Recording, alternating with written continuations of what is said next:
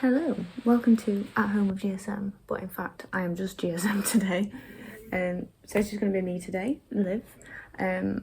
Unfortunately, Jamie is not very well at the minute, and I didn't want to do an episode, me and Chaz didn't want to do an episode obviously just without her. So the next episode is actually going to be me, Chaz and Jamie. If I look a bit ill, it is because I have a thyroid problem, so I haven't been very well at the minute, but I wanted to do this to help out as well, because I enjoy doing the podcast. So I'm a little bit natural today, but it's okay. Because today I'm going to be talking about BPD, also known as borderline personality disorder, which is something I struggle with. Heavy on struggle. Yeah, so it's Disability Pride Month, so as it's Disability Pride Month, I thought I would talk about obviously disabilities in terms of mental, because like I said, I struggle with the thyroid, which is my physical disability, but also I have my own mental disabilities. I don't struggle with BPD. I have things such as like PTSD, depression, a bunch of things, but I thought I'd focus more on BPD because it's kind of, I feel like in society it's quite stigmatised. Like if I was to say to someone, I've got BPD, I feel like they'd be like I've had it before, where people immediately think you're some sort of like monster from the deep and you're evil or something like that. So I tend to get a lot of more negative reactions, not so much from my age group, like people in the 20s, but it tends to be older people don't really know what I'm talking about, which is usually the case with mental health anyway. But also if you've not struggled with either, borderline personality disorder or bipolar, they kind of go hand in hand a lot. It's a lot harder to understand. So I'm going to kind of do a little bit of a shorter episode, more of a bite-sized, like 20-minute one, just going over that and sort of how it affects me and how it affects my mental health and disability on a day-to-day. But I'm going to start with kind of Mayo Clinic and their explanation of what BPD is. So according to Mayo Clinic, it is a mental condition that affects the way people feel about themselves and others, making it hard to function everyday life. Yes. With patterns of unstable and intense relationships, as well as impulsiveness, extreme emotions, and acting or doing things without thinking about them first. The main symptoms I get are quite similar to most people. It's a strong fear of abandonment, unstable relationships, changes in how you see yourself. So one minute you can be, delusions of grandeur, so you think you're like not a god, but you think you're really confident, you're like, yeah, I'm the best, and then in the next minute you're like, I'm the worst person in the world. So it's very like strong fluctuation. Impulsive and risky behaviour, which I don't really get as much. Suicidal thoughts and self-slam, because I don't want to say it in case it's like a trigger word for anyone. And you especially get those in terms of rejection. So if somebody was to be mean to me, I'm also quite sensitive because of it as well. So if somebody's mean to me, I will cry and then I'll get angry and I will just not want you to be in my life. I'm very quick to get rid of people, which is not always a bad thing, because you can get rid of people who kind of taking you for a ride a little bit or be manipulative, but it also means that I'm very quick to push people away and get rid of people. I'm getting a lot better with that. I used to, like the slightest thing, I'd be like, you're done, we're done, you're done. Whereas now I tend to give people a few new chances, like max 3, because I'm like, fool me once, shame on you, fool me twice, shame on me, fool me 3 times, what are you doing, why have we got to 3, really? But yeah, and then I get kind of mood swings as well, feeling of emptiness, but that can also be with my depression. A big one I get is just rage, so I feel a lot of anger constantly. I can feel it even now. It's like a small bubble there, but it's constantly there. So it takes like one thing to light the match, and that can become quite scary when I'm angry, so I try not to be angry. And then another thing that I get a lot, which can be quite scary and doesn't help my insomnia, is I see like shadowy figures. So when I'm walking around outside, sometimes at night I see them. I know that could also be like insomnia, not sleeping, but I do see them like out and about. Sometimes people's faces like melt or they don't exist anymore. when I've been out, kind of people's faces have changed and they look very inhuman. There's this one episode of Black Mirror that's really similar, and there's a guy who, I'm spitballing now, there's a guy who can mute people and you can't see their face anymore. I remember watching that and I was like, that's literally how I feel when I have a flare-up of BPD. Like, I just turn people off and they just disappear. It's really weird. And then my thyroid doesn't help with my stomach issues and fatigue that I get alongside BPD. So it's all kind of not helping, really. But I do take antidepressants. I take citalopram, 20 milligrams. I took higher before, but it caused me to have a lot of manic episodes. And they help with my depression things as well. So there's a lot of things going on in my brain at all times. So yeah, kind of a bit about me as well. Obviously with the company I do a lot of the social media things. Yeah, I do like being alone. I'm a bit more of an introvert. I would say I'm a bit of both. I do like socialising, but I really like my alone time. As I'm getting older, I'm becoming more and more of a hermit, I would say. I just like being alone. I just like chilling.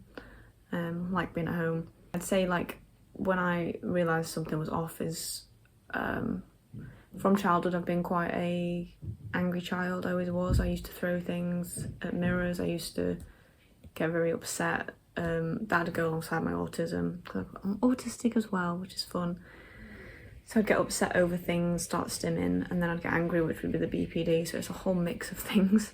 So sometimes it's quite hard to tell whether it's my autism flaring up when I'm upset or BPD, which is why I've had a lot of misdiagnoses and people thinking it's just me being quirky or it's my autism, when there's actually been more going on. But yeah, I think it's a big misconception I've had since I was younger is that you say the word BPD and people are like, I don't know, like there's this kind of, not fear, but people see you as, not a monster, that's a bit, I wouldn't even say it's my age group. Like Jamie, who I did a podcast with, like she just treats me the same, because Jamie herself has got like autism and things, and Shez has got ADHD, so they understand because they're also neurodivergent. When I'm having a flare-up, I like to just be left alone. I think if people talk more at me, I will just blow up and say things that I'll probably regret. I'll say what I'm actually thinking, but a lot of the time what I'm actually thinking about people may not be the nicest because they've pissed me off. Pardon my language. But what I tend to do, I think the ways that I try to cope is, I love going to the gym. I don't know if you can see, probably. I just tried to flex, I look like a Chad. Like going to the gym and lifting weights, that helps with like my anger and things like that, regulating it. Try and plan my day, because with autism as well, if like the slightest thing goes wrong, you start like stressing. Journaling, meditating, and then I also have a BPD workbook that I got set by my therapist. I don't do therapy anymore, really. I have like the odd time with my psychiatrist, but that's about it. I did Reiki. Reiki was really helpful, actually. It unblocked a lot of my trauma and things with BPD. So I highly recommend Reiki. Yeah, Reiki's really good. I know a lot of people think it's a bit of a scam or fad, but actually, I found it helpful. So it helps regulate my brain and nervous system. So if I'm not doing meditation, I tend to do Reiki and yoga. But I think the big one with BPD is how it can affect your relationships as well. I think it can play a big part in, because it changes the way you see yourself, it can also change the way you see other people. So another thing I want to talk about was an FP is, with the definition, it's somebody that you almost idolise. So if you think of your favourite celebrity, they might be one of your favourite people. Put that, you can have celebrities as your FP as a BPD person, but put that onto somebody you know. So in the past, for example, I've had like friends who I've seen as an FP, so they are very much, before I understood what was kind of going on and the fact that some of them were manipulating me, I felt very intensely attached to them. I just idolised them. Like if they were to reject me, it'd be like, that'd be the end of the world, basically. And that would cause me to get into a cycle of like, yeah, I'm gonna suicidal thoughts, just a lot of self-hatred. And it's happened multiple times. and I think you feel very vulnerable. And unfortunately, now I realise that, which is kind of why I'm less willing to put up with people's people will take advantage of the fact that you're a nice person. I do try to be a nice person, nice to everyone that I meet. I don't really see the point in being mean. I haven't got the energy. If you're mean to me, expect it back. Like, I'm not going to be nice to you if you're mean to me. If you're mean to one of my friends, expect it back. If you respect me, I respect you. It's easy. If you don't, if you're wasting my time, I'm also a Capricorn, so the door's there. I would say a big thing is mirroring. What I noticed is somebody would like this thing and I'd be like, oh no, now I have to like that too because they like it and they're my FP, and if I don't like it then they're gonna leave me. My partner has also been my FP. He's not as much now because I've learned how to separate myself, that we're both different people.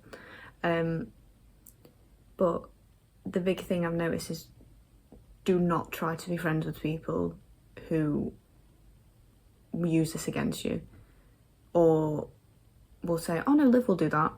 Liv can't say no, or they can't say no, or they'll do anything to, you know, make me happy or make us happy. That's not a friendship.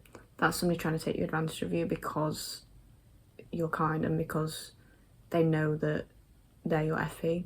Also, don't try and be friends with people who judge you for having BPD or any mental health issue or any neurodiversity, physical health. It's none of their damn business. If somebody was to say to me, oh, like, why are you always tired? And I've said to them, I've got a thyroid thing, and they're like, oh, yeah, but it's not a big deal. It is. I can tell you from first hand. I feel tired all the time, no matter how much I sleep. BPD, it is a big deal. I literally see people without faces.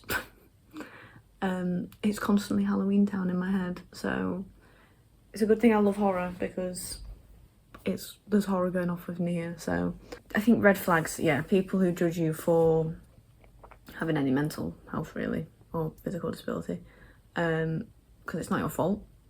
Like, you know, for example, we'll use depression example.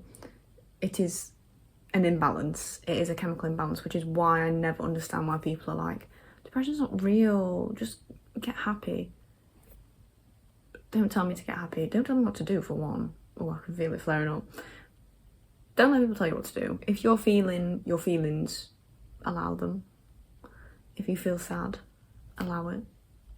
Because if you repress it, it will get worse. I can tell you from first hand. And don't let people invalidate your feelings. If, for example, somebody's upset you and made you angry and they're like, oh, why are you overreacting? The door, there, because they're disrespecting you and not listening to how you feel, which is not a good friend or a good partner or a good parent. I've had issues with family as well, where they think that it's just a phase, is what I've been told, or I'm quirky. No. I just had a lot of mental health struggles since I was young, that people thought were just me being a teenager. A teenager doesn't see, you know, shadowy people around the school, I don't think. I don't think. FPs in people with borderline personality disorder, I'm not as clued up on bipolar, so I don't really know if they come with that as well. Maybe. Somebody got bipolar and sees this, let me know. Drop me a text in the comments or a message. But I say your red flags for you developing an FP is mirroring. So that's behaviours and things they say and hobbies and all that sort of stuff. Wanting to just always be with them. Getting jealous if they're spending time with other people and feeling abandoned if they don't invite you to things. People have other friends. Unfortunately, you are not their world. I know it feels like you want to be or you feel like you should be. People are entitled to have other relationships that aren't just you. And those sorts of things that you'll be able to pick up on. But obviously, I've got a very healthy best friend in Jamie. So her green flags for me is if I was to start, she'd probably notice if I'm having an episode, because I tend to get I'll go quiet, or I'll start ranting, and she will just allow me to express it. instead of being like, well, you've been too much, like a lot of my other friends were. They'd be like, oh, like, why are you getting so upset? Whereas she'll be like, yeah, that's valid. She'll listen to me. It goes both ways. A friendship should go both ways. I listen to her, she listens to me. When I'm down, she's always like, do you want to come round? Or she's always there for me, like I am for her, because she's not very well at the minute. Just, I think friendships are a lot about mutual respect. Being able to talk and open up, especially with women. I think women need that because we're very empathetic people. Especially women with other women. I feel there's a special bond where you can go really in depth and talk about things. Which I feel like I've got with her because I'm very lucky. And just somebody who doesn't treat you any different for having BPD or any mental health issue. They're still you. Like, she still sees me as me, I still see her as her. That's just an extra spicy thing we have to deal with. But yeah, I kind of wanted to make this just a bit of a short episode, just me spitballing. I think as well I wanted to end with one of my favourite quotes. I think I heard it on Teen Wolf, and I heard Lydia say it to Styles, and I don't know if it's an actual quote, but it's that if you're going through hell, keep going. I think it's a good quote. That's one of my favourites, it's always stuck with me. Plus I really like, there's one season of Teen Wolf. Again, the autism's coming out. One season of Teen Wolf that I love, and it's like season 3B or 4, and Styles becomes a Nagitsune. Peak TV. But that's for another episode where I talk about my hyperfixations. Some hotlines I kind of wanted to address. So Samaritans is 116123. National Suicide Prevention Helpline 0800 689 5652. Shout, which is a text service if you don't want to talk, because if you're awkward like me, 85258. And then there is a website called Side by Side, which is a peer support group. So if you've got BPD, you can go in there and specifically go on forums and things for BPD or talk about BPD, just with like-minded people, really, people your age, just anyone who also struggles. I think as well, please seek help from a medical professional. Obviously I'm not one, but if you think you are struggling and any of the symptoms or signs I've said are making you, think, oh, maybe there's something going on, don't ignore them. Please go and speak to someone, and don't feel like you need to suffer on your own, even if it's speaking to a friend first.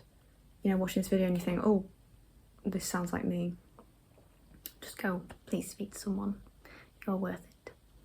But yeah, thank you for watching this little short episode. We'll be back next week. Hopefully Jimmy will be with us and Shez. But yeah, stay beautiful, stay lovely, and be your lovely self. And don't let anyone change who you are.